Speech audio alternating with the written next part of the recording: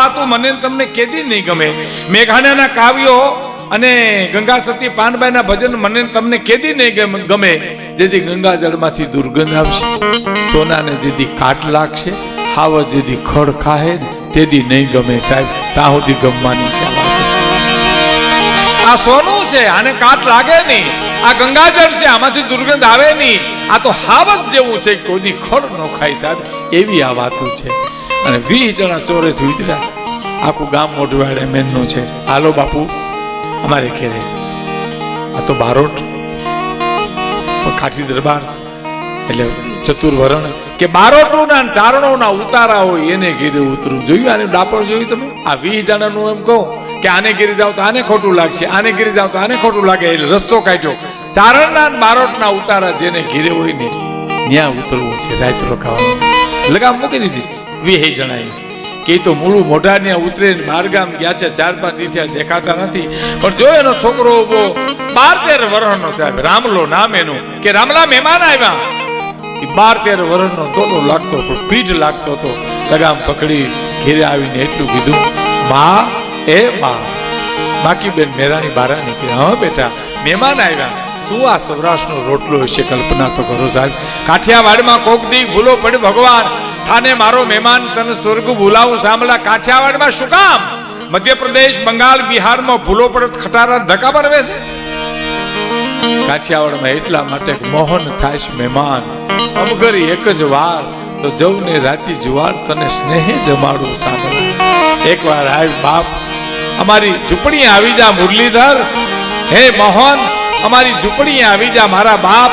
રાતે જારના રોટલા તને ખવડાવશું. રાતે જારના રોટલા જેથી નહીં હોય ને તેથી પેટના દીકરા ખાંડીને ખવડાવશું. પણ એકવાર આવી તો ખરો ભલા માણસ, અમારો મહેમાન તો થઈ જા. એ આજ 12-13 વર્ષનો રામલો એટલું બોલ્યો કે માં મહેમાન આવ્યા.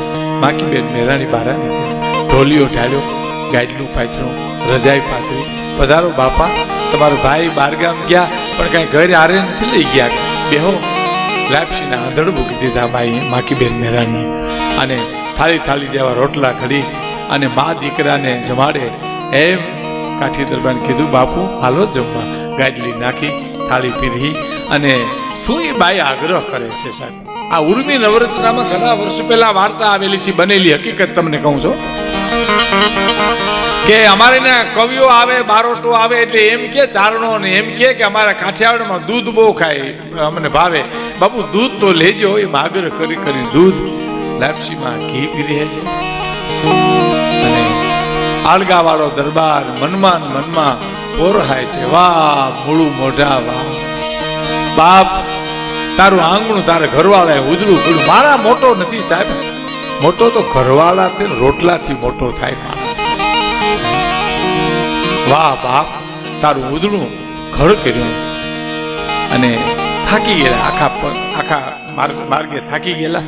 અને પછી ઉતારે જેમ સુઈ ગયા. પણ સવારમાં દીકરાએ કંઈક વિવેક કરવો એટલે કીધું કે બેન માકીબેન મારો ઓલો ખડિયો તમે મૂક્યો એ લાવો ને. અઢાર સુધી મિત્રો ખડિયાની જરૂર નહોતી પડી. હવે દીકરાના હાથમાં વિવેક કરવાના પૈસા એમાંથી લેવા છે એટલે ખડિયો મગાવ્યો. અને માકીબેને ખડિયો આપ્યો. 100 રૂપિયાની કોથળી નહોતી. સાંભળજો મિત્રો, શું કલ્પના કરો, શું સ્થિતિ થઈ છે. હે ક્યાં રોકાણો હોય છે, ક્યાંય જરૂર તો પડી નથી. હવે આને ઘરેથી ક્યાં એમ ન કહેવાય. હે ક્યાં ગયા છે. પણ 70 વર્ષ સુધી બારોટું કરનાર માણા સિંહલી ગામના પાદરમાં ભાંગીને ભૂકો થઈ ગયો. તાર માકીબાઈ મેરાણી બધું પામી ગઈ. બીજ કે જ બુકે મોતી પ્રોઈ લે તો પ્રોઈ લે. મારો ધણી ઘીરે નથી અને ખર્ચી ખૂટ થયા છે એટલે મારી પાસે કઈ પૈસા નહીં મગાતા હોય. એટલે પૂછ્યું બાપુ હું વિચારમાં પડી ગયા. તો નાના બેન હું તો વિચાર કરું કે રસ્તેથી દ્વારિકા નજીક પડશે. નહીં, ટૂંકમાં હું તમને કહું છું, માકીબેન મેરાણી એટલું બોલ્યા હતા કે દરબાર તમને જે ઉગ્યું હોય તમે નો કહો તો મારા એક દીકરા રામલાના સોગન છે તમને. અને સાહેબ બોલ્યો દરબાર, આમાં 100 રૂપિયાની રાણી સાહેબ કોથરી હતી, વાહલી હતી, ક્યાં ભૂલી ગયો છે. ઘણી જગ્યાએ રોકાણો, જોઈ ખોટું બોલ્યા, ઘણી જગ્યાએ રોકાણો ક્યાં ભૂલી ગયો છે મને યાદ નથી આવતું. અરે બાપુ એ તો મારે જરૂર પડી હતી રાતે. તમે તો હુઈ ગયા તા. કોથળી મેં જોઈ હતી ખડિયામાં. શું બાઈની ચતુરાઈ છે સાહેબ. રાતે મારા ગામનો એક મજૂર આવ્યો. મારા મજૂરે એમ કીધું કે બેન, મારી બેનને તેડવા જ આવી છે, અગણીનું આણું છે, મને 100 રૂપિયા દે તે થાય બેન. વેચાણ ક્યાં જાઉં બાપુ? મને ખબર હતી તમારા ખડિયામાં હતા એટલે મને એમ થયું હવારમાં બાપુને જરૂર પડશે તો વેપારી પાસેથી લઈ આવી. હાલો આગળ આવી, તમે ઉભા રહ્યો અહીંયા. ત્યાં આવી વેપારીને જઈને મૂળું મોઢાને ઘરેથી બાકીબાઈ મેરાણી એટલું બોલી કે કોથળી સીવી દે દરજીને, કે કોથળી સીવી દીધી. વેપારી પાસેથી 100 રૂપિયા રાણી સાહેબના લીધા. આવી અને આમ કે છે કે બાપુ, અમે ગામડાના માણા અડધી રાતથી હવાર સુધી તમારા રૂપિયા વાપર્યા, અમને માફ કરજો. માફી માંગવી અને કાઠી દરબારના દીકરાને ઘોડે ચડીને ફળિયામાં દાખલ થવું. કારણ કે કોથળી ભૂલાઈ ગઈ હતી. માએ કીધું કે જા ઘોડે ચડીને જા, જ્યાં પકડાઈ નથી પકડી લેને દે પૈસા. હું બાપુ જ્યાં જાઉં ત્યાંથી તમે નીકળી જાઓ, જ્યાં જાઉં ત્યાંથી નીકળી જાઓ. અહીંયા તમે ભેળા છે. મને એક બાજુ માકીબાઈ મેરાની માફી માંગે છે અને એક બાજુ દીકરો કે છે કે રૂપિયા તો ન્યા પડ્યા ત્યાં બાપુ, હું કોથળી લઈને મારી બાઈએ મને મોકલ્યો.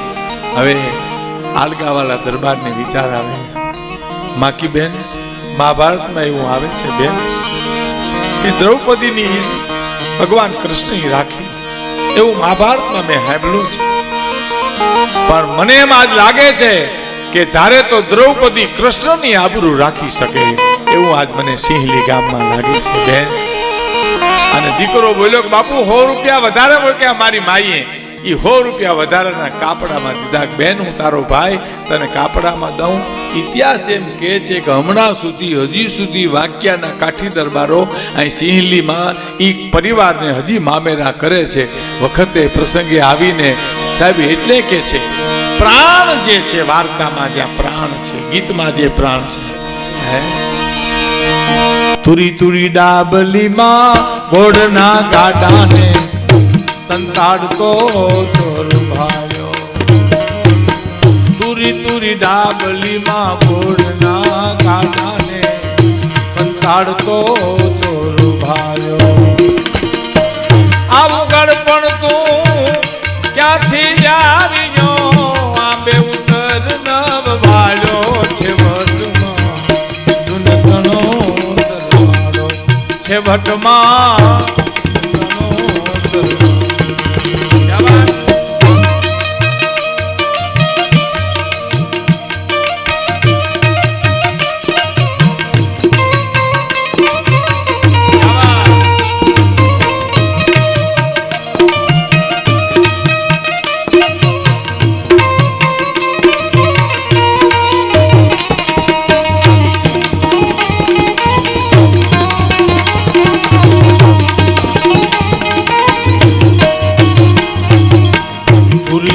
ડાબલીમાં ઘોડના ગાડાને સંતાડતો ચરવાયો.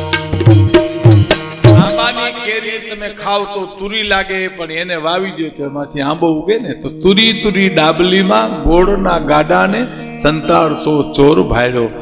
હે કાલિયો ઠાકર મુરલીધર. તુરી તુરી ડાબલીમાં ઘોડના ગાડાને સંતાડતો ચોર ભાડ્યો.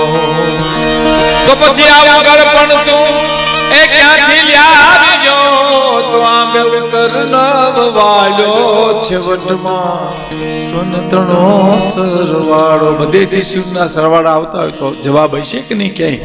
છેલ્લી કડીમાં જવાબ છે. છેલ્લી કડી અને પછી હું તમને મેઘાણીની એક બે વાતો કરું છું જેથી તમને આનંદ આવશે. તુરી તુરી ડાબલીમાં ઘોડના ગાડાને સંતાડતો ચોર ભાડ્યો. આવો ગળપણ તું ક્યાંથી આવ્યો? તો આંબે ઉતર નવ વાળ્યો છે વટમાં સરવાળો. કુદરત ધણી બધી સ્ત્રીઓને જાણવાની નોખી હતી સંતની નિશાળો. કુદરત ધણી બધી કૃતિઓને જાણવાની નોખી હતી સંતની નિશાળો. વાઘ કહે બધા બુદ્ધિના બાજકા, આખો છે લોહીનો ઉકાળો છે વટમાં સુનતણો સરવાળો છે વટમાં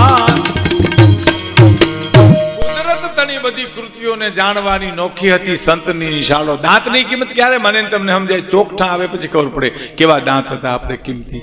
આંખોની કિંમત ક્યારે સમજાય? ચશ્મા આવે પછી ખબર પડે કેવી આંખોના તેજ હતા.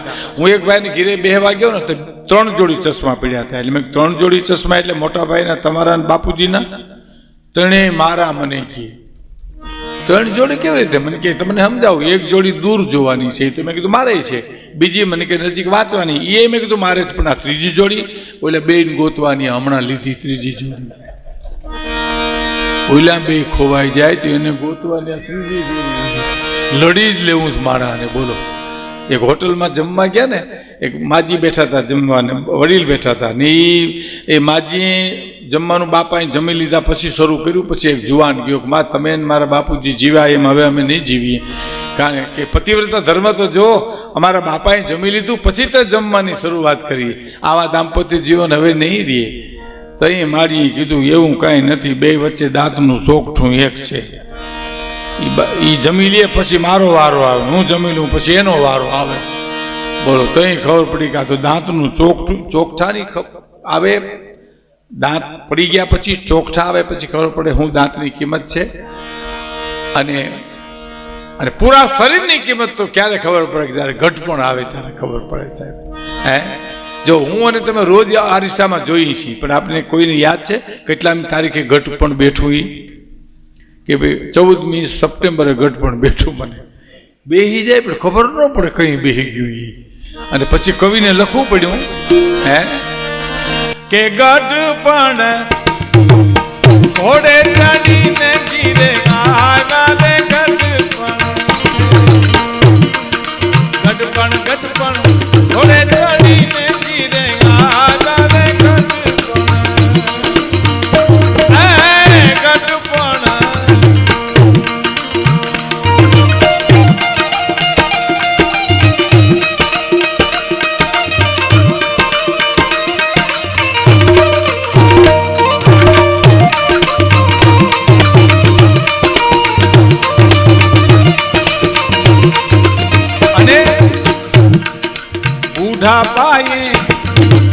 ઉઠા પાયે ધોળા નિશાન દેખાયા રે. ઉઠા પાયે ધોળા નિશાન દેખાયા રે. ઉઠા પાયે અને આંખડિયું ના ઓછા થયા અંજવાળા રે. આંખડિયું ના ઓછા થયા અંજવાળા રે. કરણ ભુવનમાં દેવાય ગયા ઓલી ગઢના તાળા રે. કરણ ભુવનમાં દેવાય ગયા ઓલી ગઢના તાળા રે. ગઢપણ મારે રે ઘોડે ચડીને ગીરે હાય મારે. ગઢપણ મારે ઘોડે ચડીને ગીરે હાય. બરલાના ડુંગર ઉપર નજર પડતી હતી, આજ નાળાવા નજર પડતી નથી. આખડીઓના ઓછા થયા આજવાળા. કરણ ભુવનમાં દેવાઈ ગયા અલીગઢના તાળા. રામ રામ તો કે રીંગણા. 2 બેરા આવેલા જતા હતા. એક બેરો બીજા બેરાને કહે રેલવે સ્ટેશન ગયા હતા? તો ના ના, હું તો રેલવે સ્ટેશન ગયો હતો. તો પાછી રેલવે સ્ટેશન જતા હો તો રેલવે સ્ટેશન નીકળું, રેલવે સ્ટેશન જ આવે, બીજું કઈ આવે જ નહીં. ઘટપણ તેસી કરી મારો વહરો કીધો ભેસ. વણ હાબુ વણ પાણીએ મારા ધોળા કીધા કેસ. ઘટપણ ઘોડે ચડીને ઘેરે આવ્યા સાહેબ. ઘટપણ આવે ત્યારે ખબર પડે કે આ શરીરની કિંમત શું હતી સાહેબ. અને દાંતની કિંમત ચોકઠું આવે પછી ખબર પડે, અને પૂરા શરીરની કિંમત તો ઘટપણ આવે પછી ખબર પડે. માટે બીજ કે જબુ કે મોતી પરોઈ લે તો પરોઈ લે.